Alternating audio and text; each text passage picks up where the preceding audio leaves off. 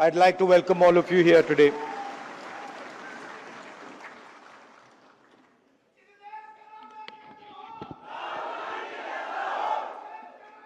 नहीं बॉस, नहीं, मैं राजा नहीं हूं, राजा बनना भी नहीं चाहता हूं। मैं राजा के अगेंस्ट हूं, कॉन्सेप्ट के अगेंस्ट हूं।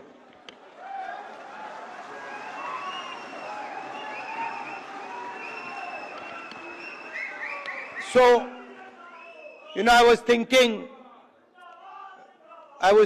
what to say to you, the legal fraternity, and something came to mind. As a politician, largest chunk of our job is meeting other politicians. And when you meet a politician, as many of you must have done, he will spend a lot of time talking about peripheral issues, half an hour, 45 minutes, and then eventually, right before he's ready to leave, he'll come to the point. So it's quite frustrating for me. This is the difference between me and my sister. She has much more patience on this front, so she'll listen, for half an hour, 45 minutes. And I'm thinking, okay, listen, you've come here to tell me something. Cut out the suspense. Tell me why you've come. And this sometimes comes as a shock to us politicians. Because also there's another thing going on. They also need the world to know that the meeting was 1 hour long or 2 hours long. Now, you're exactly the opposite. So, your time is expensive, unlike ours. So you come in and you instantly say what you have to say. And then on the other end of the spectrum is Dr. Singhvi, who is, I've also dealt with a lot of lawyers, but he is like a laser beam. He will get to the point instantly, and he will cut exactly to what the issue is. And I've got, I don't know, I've lost count, but I think somewhere around 30, 32 cases. And so I discuss, these cases with him. And it's very refreshing because it's literally, Dr. Singhvi, what do you think? And in 30 seconds, he's told me everything I need to understand has been delivered to me in 30 seconds.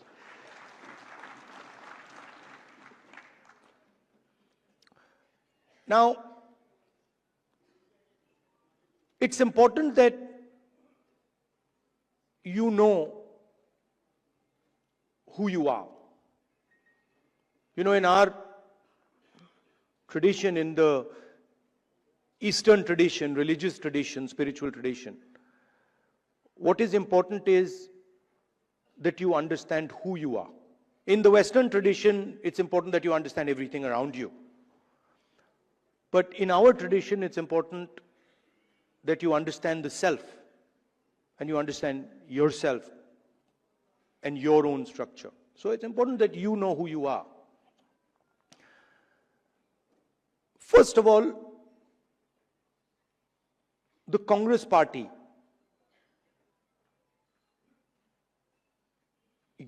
you're the people who started the Congress party. So the Congress party was essentially lawyers, right? And Singhvi ji, no, and you need to be reminded of this because, and I'm not just talking to you, I'm talking to every lawyer in this country. We would not have got freedom. We would not have got freedom if the lawyers of this country had not fought for freedom. All this talk about constitution, this would not be here if it had not been for lawyers. You mentioned, Singhvi ji mentioned Gandhi ji, Nehru ji, Patel ji, Ambedkar. Those were the top 5 or 6 people. But if you actually look at the Congress party in those days, there were other people, thousands and thousands of other lawyers who were operating at a lower level. So it was, the freedom movement was actually fought in large measure legally. Right? So you are the people who are the backbone of the Congress party. And you are also the people who envisioned this constitution. If you had asked, if you had asked people who did not understand the law to frame this, it would be impossible. Right? So it was lawyers, it was the legal mind, it was the legal fraternity that built this entire architecture. And why am I telling you this? Because it is the architecture that you built that is being destroyed today. And it is being systematically unraveled on every front. Some visible in front of our face, and others hidden. I've been speaking recently about the election system. I always had a suspicion that there was something wrong.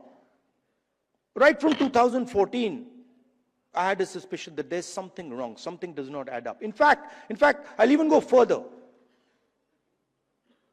I had a suspicion in the Gujarat Assembly elections already. Okay? This ability to win sweeping victories. Congress party doesn't get a single seat in Rajasthan, doesn't get a single seat in Madhya Pradesh, doesn't get a single seat in Gujarat. This was surprising to me.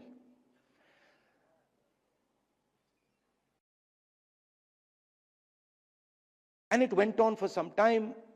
There was a conversation, but I could never speak because there was no proof. So whenever we spoke, people said, well, where's the proof? And then something happened in Maharashtra, where in the Vidhan Sabha we won the election, hands down. In the Lok Sabha we won the election, hands down.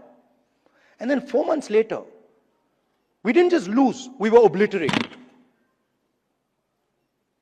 3 formidable parties suddenly just evaporated. And that's when I thought that this just cannot be. And so we started right then to look seriously for electoral malpractice. We found it in Maharashtra. Clearly, 1 crore new voters show up between Lok Sabha and Vidhan Sabha. Bulk of those votes go to the BJP. But still, we didn't have clear proof. So when I would even mention it to our allies, that look, there is clear cheating that has happened, my allies would say to me, yes, we can see that there is cheating that has happened, but we don't have proof. And now, I say with absolutely no doubt that we have proof. And we have such proof. We have such proof that will show the whole country that the institution of the Election Commission does not exist. That it has disappeared. It has taken us 6 months. 6 months of non-stop work to find this proof. Why? Because the Election Commission does not give us electronic versions of the voter list. It gives us paper versions, and you'll be shocked to know, as I was, that when they give booth-wise paper versions of the voting list, that document cannot be scanned, it cannot be copied. Meaning you put it into a scanner, nothing comes out. Why would the Election Commission scan protect, copy protect the voter list? Now, you'll be shocked at the amount of detail we've gone into. And you will see, with no doubt, zero doubt, how a Lok Sabha election is stolen.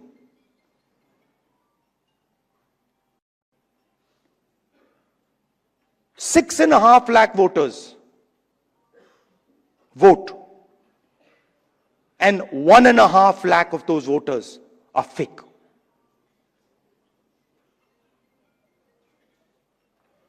Six and a half lakh voters vote, 1.5 lakh voters are fake. It's on paper. Documentation that we got from the Election Commission. Voter list that we got from the Election Commission. Physical paper. Where we went comparing photograph by photograph by photograph, name by name by name. 6.5 lakh people. Comparing one photograph to 6.5 lakh other photographs. And I'm proud of the work that the Congress party did. And you will see the shockwave that is going to go through the electoral system when we release this data. It's literally like an atom bomb. Because the truth, my friends, is that the election system in India is already dead. Please remember one thing. The Prime Minister of India is the Prime Minister of India with a very slim majority. If 10, 15 seats were rigged, and we suspect actually the number is much closer to 70, 80, 100. If 15 seats were rigged, he would not be the Prime Minister of India. And we are going to prove to you, in the coming few days, we are going to prove to you without any doubt in the coming few days how a Lok Sabha election can be rigged and was rigged. So, it's very clear that the institution that holds this, that protects this, that holds this, that defends this, has been obliterated and taken over. We did not have proof, so we could not make these type of statements earlier. But I'm making this statement confidently because I have 100% proof now. And whoever I have shown it to has fallen off the chair. Literally, they said, how can this be possible? Well, it is possible. It is happening. Right? Who is going to fight this battle? Only you people can fight this battle. Frankly, we non-legal people don't even know how to fight this battle.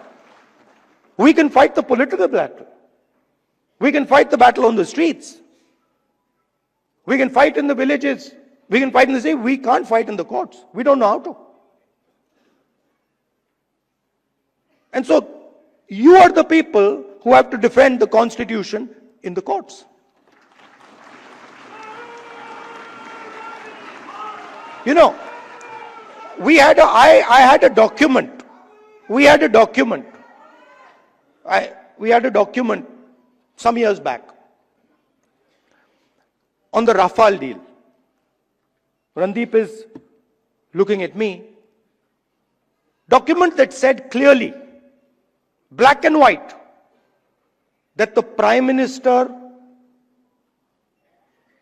office and the NSA have interfered in the Rafale deal and damaged the Rafale deal. This document itself would have brought down any government in any country of the world.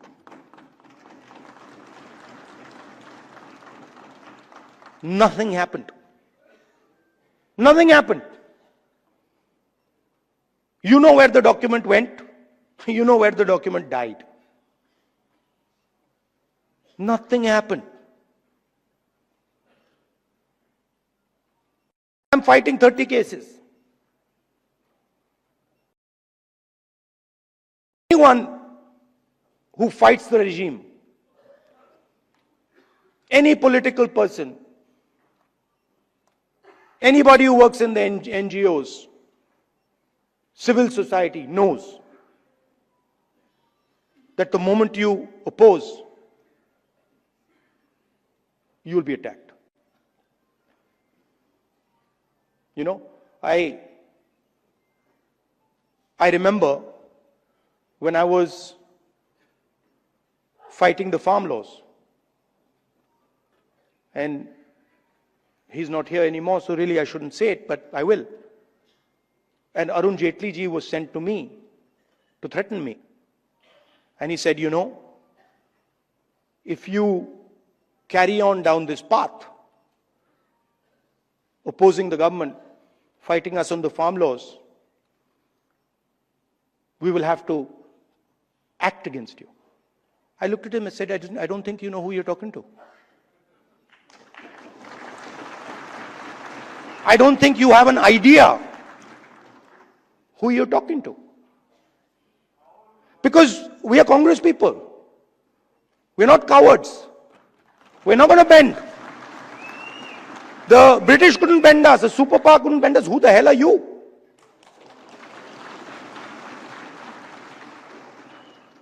And wherever you look, the problem exists. I mean, I've said it clear as day here, that we have 100% proof. Watch the newspapers and the media tomorrow. They'll be talking about Bollywood, about how, you know, about how there was a fantastic dance, amazing solar eclipses taking place, something they'll come up with. And so this is a full-scale attack. And it's not just an attack on the Constitution. Because this book is a manifestation of India's identity.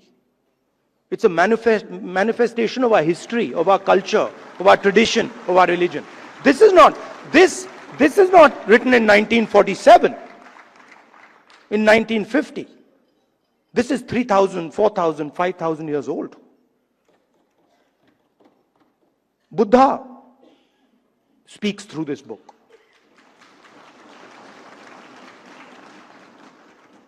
Narayana Guru, Basavana, Ambedkar, Periyar, everybody who's been anybody in this country. Right? Anybody who's been, you look, anybody, and in every state there are there. In Assam, Gaurav will tell you. Right? In Tamil Nadu, in Karnataka, in Uttar Pradesh, Kabir, there's a list. So this is not something that we dreamt up in 1947 or 1950. This is something, this is our blood. And how dare you attack our blood? Right? So we are not just, we must remember, we are not just defending this red book, this legal document. We are defending our way of life. Right? Tell me which Indian tradition, which Hindu tradition says that you should beat up a Muslim child? Where is it written that you should lynch someone? Which tradition of ours says it? There's not a single tradition of ours that says it. Our tradition says everybody is the same. So these people, they're not attacking our politics. They're attacking us. They're attacking our history. They're attacking our religion. For anybody who understands Hinduism, anybody who has gone into depth in Hinduism, they're attacking Hinduism. And frankly, yesterday my sister said to me, now, personal बात है तो बोलनी नहीं चाहिए, मैं बोल देता हूं, नहीं माफ करूंगा. She said to me, Rahul, you realize that you're playing with fire. And I said, yeah, Priyanka, I am playing with fire. I will continue to play with fire. I'm not scared of playing with fire.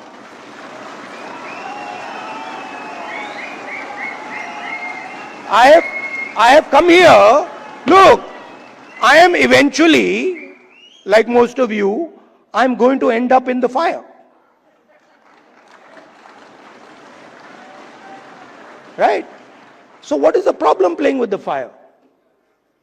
My family has taught me that. My family has taught me do not be scared of cowards. My family has taught me that the most cowardly thing you can do ever is be scared of a coward. Right? And that's who we are dealing with. You please understand. You please understand that's exactly who we're dealing with. And my sister will tell you. Someday she'll also give a open-hearted speech and she'll tell you exactly the extent to which the ruling ideology is based in cowardice. So this is the difference between us. You see, when the British came, you stood up and said, we will defend our tradition, our culture, and our way of life. And the RSS said, sir, please tell us what we should do. Sir, please tell us how we can help you. And this is the truth. If it was not the truth, I wouldn't say it. It is the truth. People don't like it, but it is the truth. Gandhiji spent most of his adult life in jail. Nehruji spent most of his adult life in jail. Sardar Patel spent most of his adult life in jail. Why? Because they opposed the British. Show me the RSS leader who did it.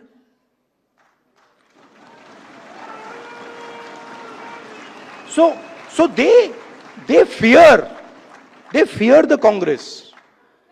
The true Congress. You see, they fear the true Congress. And every single one of you have the true Congress inside you. What is the Congress?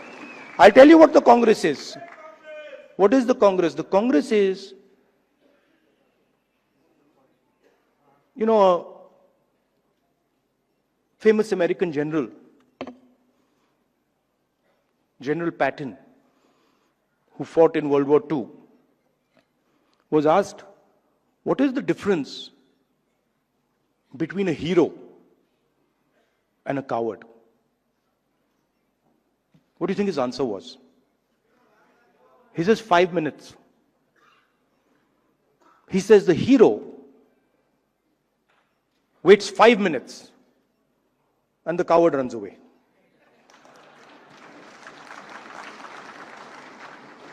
Right?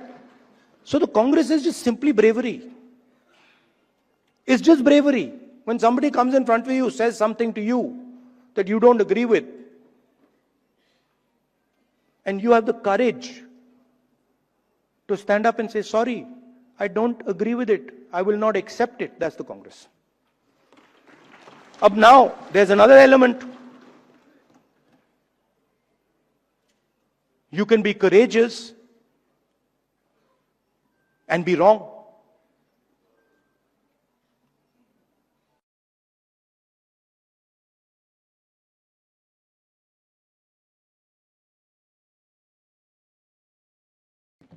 Doesn't mean anything. We are going to be courageous, but we're always going to be defending the truth, not defending some lie. And then the final thing, most beautiful thing, we're going to do it non-violently. So we will not, no matter what you do, you cut our arms off, we will not act violently towards you. So these three things, the ability to tell the truth, courage, and then not letting your anger overtake you and go into the zone of violence. This is the Congress. And if you want to define the BJP, just do the opposite. No, बड़ी अच्छी तरह fit होता है. If you don't have the courage,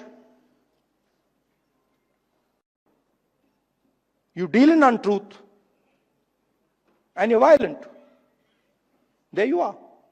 That's the difference. So I'd like to finish by saying, you're an inspiration to us. I mean, I know when I am navigating, when I am in the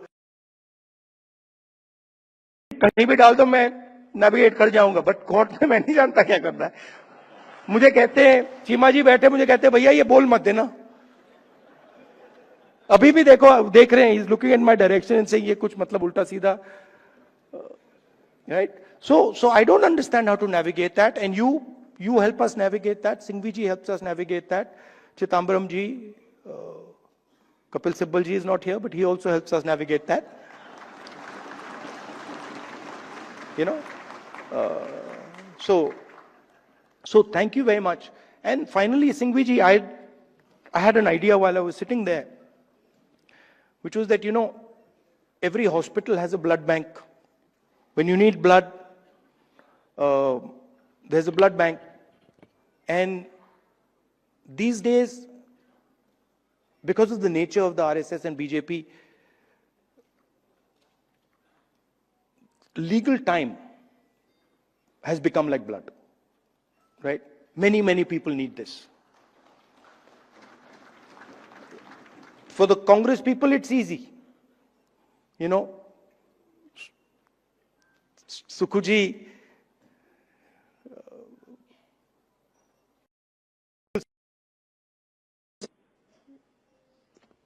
Singhvi ji, all the top people are there. I need legal services, I can pick up the phone and call Singhvi ji, Chima ji, Chidambaram ji, possibly even Kapil Sibal ji. Right? And of course, Tankha ji. But everybody can't do this. You know, some Congress worker somewhere, he can't do this. Or if you're not Congress, somebody who's being attacked, civil service person being attacked, can't do this. So my suggestion to you is, get your thousands of lawyers to say, listen, we commit X amount of time to defend the Indian Constitution, and anybody who wants access to that time can come. ये मैं जानता हूं आप करते हो, पर इसको आप सिस्टमैटिकली कीजिए. ये आप informally करते हो, बहुत अच्छी तरह करते हो, but इसको आप formally कीजिए. That everybody knows that if I need legal time, I'm being attacked. Maybe I'm in Manipur, you know, maybe I'm in Chhattisgarh. I need legal time. There is the Congress legal department that I can turn to, and they will give me this 21st century blood legal time. It's an honor for me to come here. It's a pleasure for me to come here. Thank you, Singhvi ji, for giving me this opportunity to talk to so many lawyers at the same time. Thank you very much. All the best.